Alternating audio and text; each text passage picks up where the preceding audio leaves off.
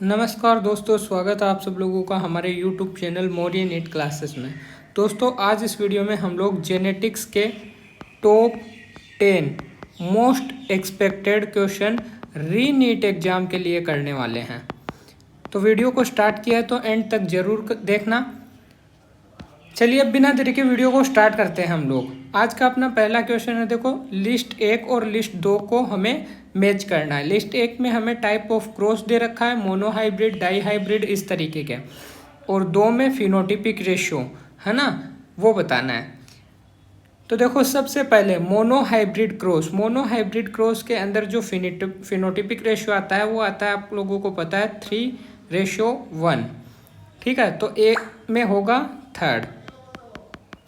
जो आपका die hybrid cross है उसके अंदर आता है 9:3:1, या फिर आप लोग इसको ऐसे भी कर सकते हो, जो 3:1 मोनो हाइब्रिड का है उसकी पावर 2 कर दो, है ना, यानी 3:1 की पावर n यहाँ है कि कौन सा हाइब्रिड क्रॉस है। अगर मोनो हाइब्रिड है तो 1 रख दो, डाई हाइब्रिड है तो n की वैल्यू 2 रख दो, ट्राई हाइब्रिड है तो 3 रख दो, है ना। इस फॉर्मूले से भी हम निकाल सकते हैं। तो देखो जब इसको सॉल्व करते हैं हम लोग, तो हम लोग इसको किस तरीके से लिखते हैं, 3:3 और फिर एक बार फिर से 3:1, एक बार फिर से 3:1।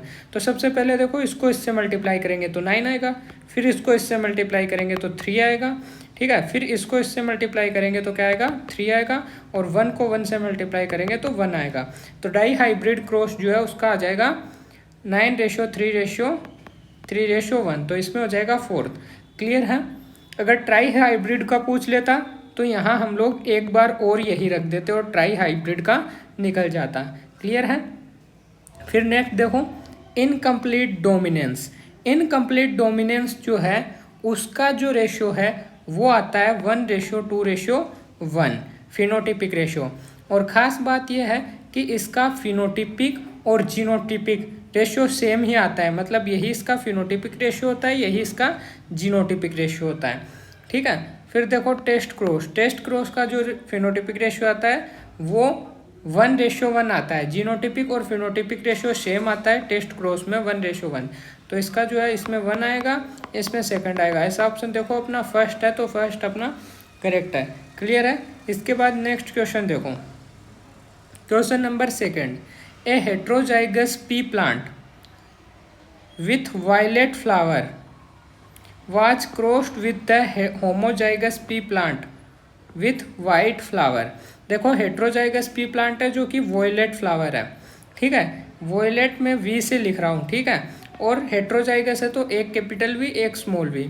फिर क्रॉस किसके साथ करवाया है हमने, क्रॉस करवाया है देखो होमोजाइगस पी प्लांट जो कि वाइट है, ठीक है। वाइट के लिए मैं क्या लिख रहा हूँ, मैं स्मॉल वी लिख रहा हूँ, ठीक है। वाइट के लिए मैं क्या लिख रहा हूँ, स्मॉल वी लिख रहा हूँ, स्मॉल वी, ठीक है। अब मेरे को बताना है which one of the following respects the expected combination among 40 progeny formed. ठीक है, जब इनसे 40 प्रोजेनी बन रहा है टोटल तो क्या एक्सपेक्टेड है। देखो जब हम इनका क्रॉस करवाएंगे तो वी से वी जाएगा तो क्या बनेगा, वी स्मॉल वी। अगर मैं डोमिनेंस वाला लो लगा रहा हूँ, है ना, और वॉयलेट जो है उसमें वाइट पर डोमिनेंट है, तो ये कैसा आएगा आपका, वॉयलेट आएगा, ठीक है। जब ये वाला इसके साथ जाएगा तब भी क्या आएगा, वॉयलेट आएगा, ठीक है। तो ये दोनों आ गए आपके वॉयलेट। ये देखो ये इसके साथ जाएगा स्मॉल वी क्या बनेगा, वाइट बनेगा, और जब ये वाला इसके साथ जाएगा तब भी कैसा बनेगा, स्मॉल वी वाइट बनेगा, ठीक है। तो देखो इसमें हाफ तो आ रहे हैं अपने वाइट, हाफ आ रहे हैं अपने वॉयलेट, मतलब 50% आपका है वॉयलेट, 50% तुम्हारा आएगा वाइट, ठीक है। टोटल 40 प्रोजेनी आए, मतलब 40 सीड बने हैं, तो जिसमें से 50% यानी 20 क्या हो जाएगा तुम्हारा वॉयलेट और 20 क्या हो जाएगा तुम्हारा वाइट। तो 20 produce violet, 20 produce white, second option अपना करेक्ट होगा। क्लियर है। इसी के साथ देखो next question number 3, which of the following statement are correct about Klinefelter syndrome. Klinefelter syndrome के लिए सही बताना है हमें। देखो, और ये नीचे दे रखा है, इनमें से कौन सा सही है ना, करेक्ट ऑप्शन चुनना है। पहला देखो तुम्हारा क्या है, this disorder was first discovered by Langdon Down. नहीं, डाउन ने तो डाउन सिंड्रोम खोजा था, तो ये तो गलत हो गया तुम्हारा। फिर देखो नेक्स्ट क्या है, b, such an individual has overall masculine development. Such as individual has overall masculine development. However, the feminine development is also expressed. ठीक है, देखो इसमें मसल तो डेवलप होते हैं, साथ ही साथ फीमेल वाले कैरेक्टर भी डेवलप हो जाते हैं। फीमेल का वाले डेवलप कैरेक्टर जो है वो भी डेवलप हो जाते हैं क्लाइनफिल्टर सिंड्रोम में। तो ये तो तुम्हारा सही है, ये तो तुम्हारा सही है। फिर सी देखो क्या बोल रहा है, the affected individual is short saturated. तो ये गलत है, ये इस क्लाइनफिल्टर में नहीं होता है। डी देखो, physical and psychomotor and mental development is retarded. तो ये भी तुम्हारा सही है या गलत है, गलत है। ठीक है, सच इंडिविजुअल आर स्टेराइल, ये स्टेराइल होते हैं, बिल्कुल सच बात है, बंद होते हैं, ये रिप्रोडक्शन नहीं करते हैं, तो ये भी सही है। ठीक है, तो आपका बी सही है और ई सही है। हमें क्या चुनना था, करेक्ट आंसर चुनना था, तो बी और ई चुन लो। ओनली बी एंड ई, कौन सा ऑप्शन होगा, सेकंड। क्लियर है। इसके बाद नेक्स्ट क्वेश्चन देखो, question number 4, the phenomenon of pleiotropism refer to. Pleiotropism किसको रिफर करता है, तो देखो प्लियोट्रोपिज्म वो होता है कि एक सिंगल जीन एक है, सिंगल जीन है, एक जीन है, लेकिन जो फिनोटाइप है, करेक्टर है, वो मोर देन वन करेक्टर को रेगुलेट कर रहा है, करेक्टर, या फिर मैं बोल सकता हूँ मोर देन वन फिनोटाइप, एक से ज़्यादा फिनोटाइप को कंट्रोल कर रहा है। तो एक जीन जब एक से ज़्यादा फिनोटाइप या करेक्टर को कंट्रोल कर रहा है, तो उसको अपन क्या बोलते हैं, प्लियोट्रोपिज्म। इंपॉर्टेंट है, देखो, presence of two allele each two gene control single trait नहीं, गलत हो गया। A single gene affecting multiple phenotypic expression, बिल्कुल सही बात है, तो सेकंड तुम्हारा सही हो जाएगा। क्लियर है। इसके बाद नेक्स्ट क्वेश्चन देखो, question number 5, frequency of recombination between gene pair on same chromosome. एक ही क्रोमोसोम के ऊपर जीन पेयर होने की फ्रीक्वेंसी क्या है, रिकॉम्बिनेशन। ठीक है, फ्रीक्वेंसी ऑफ रिकॉम्बिनेशन बिटवीन, एक ही क्रोमोसोम के ऊपर जीन पेयर के बीच में रिकॉम्बिनेशन की frequency as a measure of the distance between gene में डिस्टेंस से मेजर करते हैं, to map their position on chromosome was use for the first time by. तो ये सबसे पहले किया था तुम्हारा अल्फ्रेड स्टुअर्ट बेंट ने।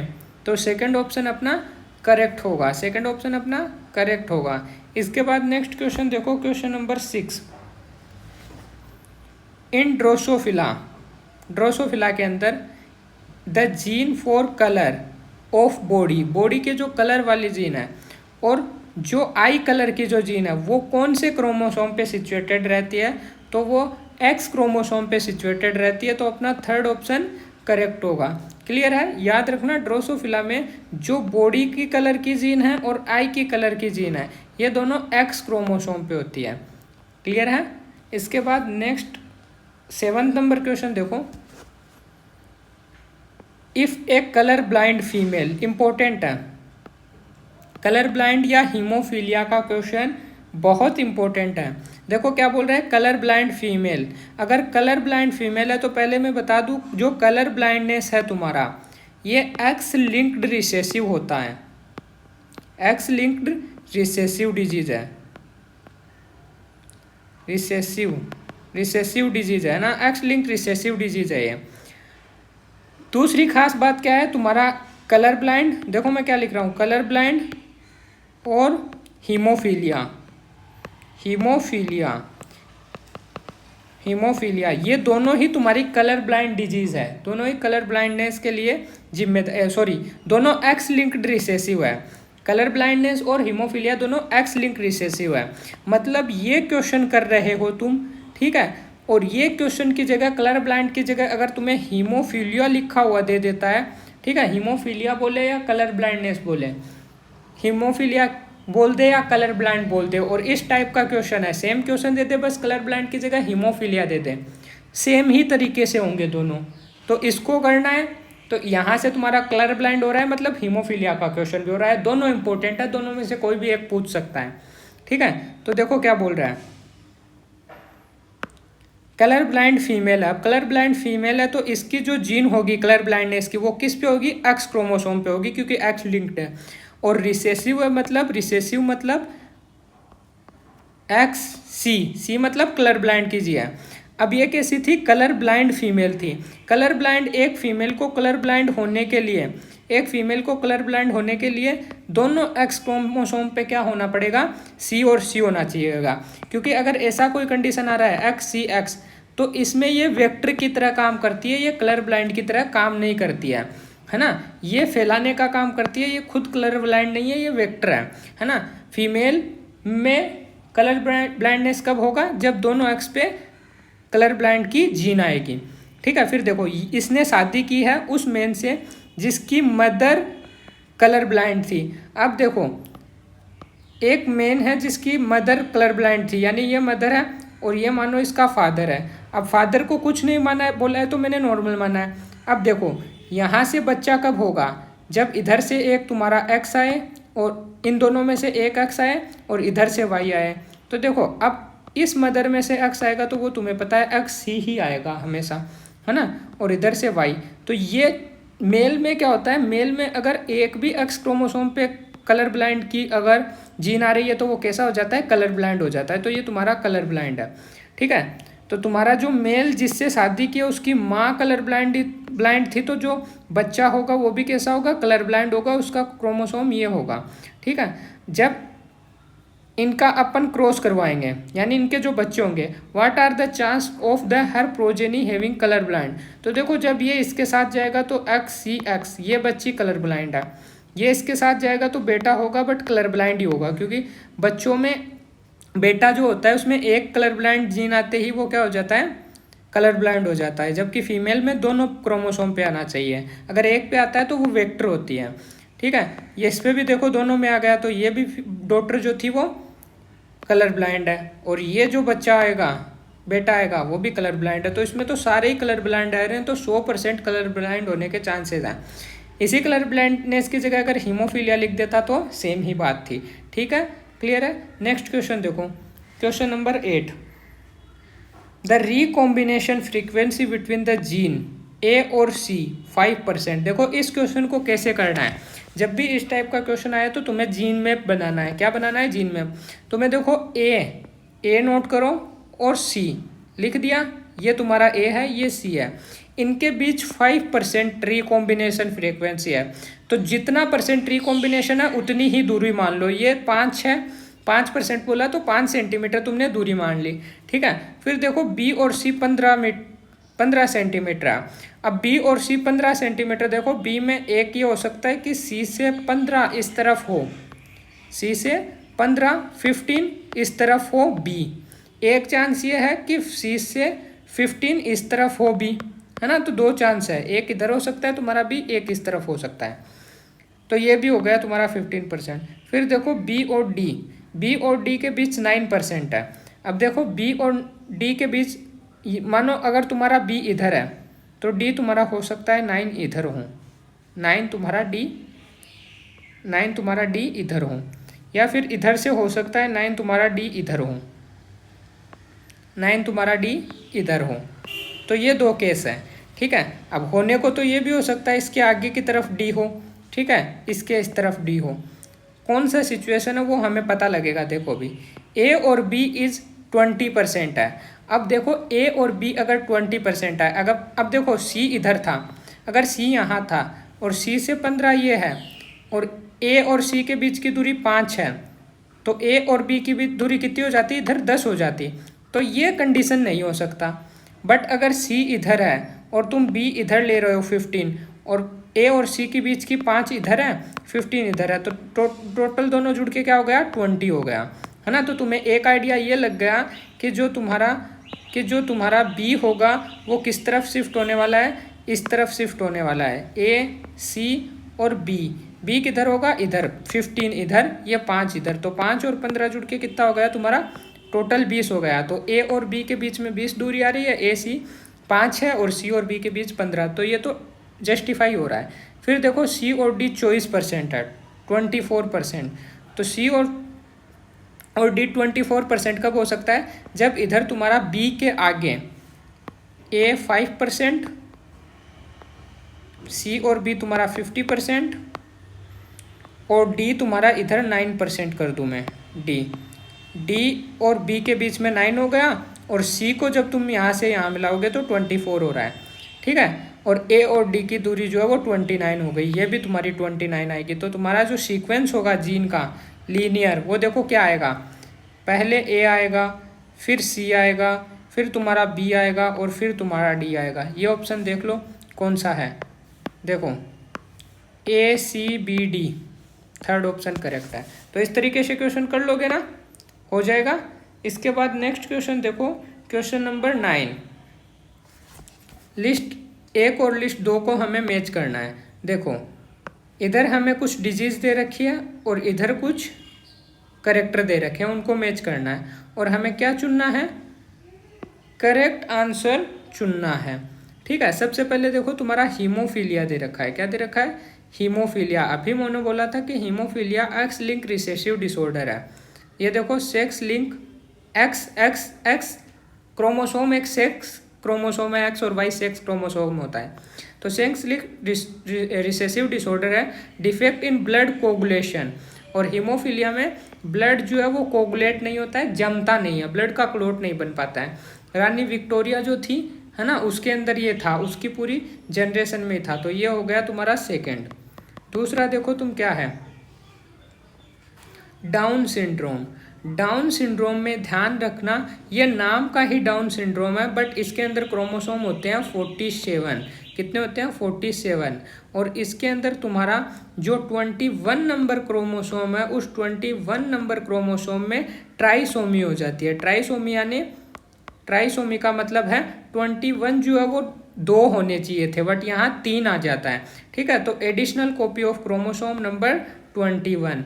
तो बी में तुम्हारा क्या हो जाएगा, फोर्थ, क्या हो जाएगा, फोर्थ। ट्राइसोमी हो गई थी, है ना, किस में हो गई थी ट्राइसोमी, 21 नंबर क्रोमोसोम में 2 आने थे, 3 आ जाते हैं, तो ये हो गया फोर्थ। फिर देखो फिनाइल कीटो यूरिया। फिनाइल कीटो यूरिया जो है वो एक मेटाबॉलिक एंजाइम की कमी है से होने वाला डिसऑर्डर है। देखो इनबोर्न एरर ऑफ मेटाबॉलिज्म से रिलेटेड है, विच लेक एन एंजाइम, एक एंजाइम है उसकी कमी से होता है, जो कि कन्वर्ट करता है फिनाइल एलानिन को टायरोसिन में। तो वो एंजाइम नहीं कन्वर्ट होता है, तो फिनाइल एलानिन टायरोसिन में कन्वर्ट नहीं होता है, तो ये फिनाइल एलानिन अब इकट्ठा होता रहता है, जिससे कि मेंटल रिटार्डेशन आ जाती है, ठीक है। तो इसमें तुम्हारा क्या हो गया, फिनाइल कीटोन्यूरिया में फर्स्ट हो गया, ठीक है। Klinefelter syndrome. क्लाइनफेल्टर सिंड्रोम में भी तुम्हारा 47 क्रोमोसोम हो जाता है, जैसे डाउन में 47 हुआ था, क्लाइनफेल्टर में भी 47 हो जाता है। बट इसकी खास बात यह है कि इसके अंदर एक्स क्रोमोसोम एक एडिशनल कॉपी आ जाती है, एक्स एक एक्स्ट्रा आता है, जैसे 44x + y होना चाहिए था, इसमें एक एक्स एक्स्ट्रा आ गया, तो XXY हो जाता है, ठीक है। तो ये तुम्हारा थर्ड हो जाएगा। ऐसा ऑप्शन देखो, ए में है सेकेंड, बी में है 4, ये तुम्हारा आंसर आ गया 4। क्लियर है। इसके बाद नेक्स्ट और लास्ट क्वेश्चन देखो आज का, XO type of sex determination can be found in. तो X0 या XO टाइप किस में मिलता है, तुम्हारा बर्ड में मिलता है। किस में मिलता है, बर्ड में मिलता है। तो कौन सा ऑप्शन करेक्ट होगा, कौन सा, XO बर्ड में मिलता है या फिर नहीं, इंसेक्ट में मिलता है। ध्यान रखना किस में मिलता है, ये इंसेक्ट में मिलता है। बर्ड ऑप्शन दे रखा है और इंसेक्ट दे रखा है। ये जो टाइप है तुम्हारा किस में मिलता है, ग्रास ओपर इंसेक्ट में। तो 2 अपना करेक्ट होगा। क्लियर है। ध्यान रखना ये इंपॉर्टेंट है भैया, कन्फ्यूजन हो जाता है बर्ड और ग्रास ओपर। बर्ड और ग्रास ओपर में से किस में मिलेगा? इंसेक्ट। ग्रास ओपर में किस में मिलेगा? ग्रास ओपर में मिलेगा, है ना। क्लियर है। तो इसी के साथ आज का अपना ये वीडियो भी कंप्लीट हुआ। अगर आपको वीडियो अच्छा लगा तो इसे लाइक ज़रूर करने देना, अपने दोस्तों तक शेयर करना, और चैनल पे नए हैं ना तो इसको सब्सक्राइब जरूर कर लेना और बेल आइकन दबा लेना, ताकि नीट एग्जाम से रिलेटेड इसी तरीके के मोस्ट एक्सपेक्टेड क्वेश्चन आप लोगों तक पहुंचते रहे। चलते हैं नेक्स्ट वीडियो में मिलेंगे, तब तक के लिए बाय बाय, टाटा।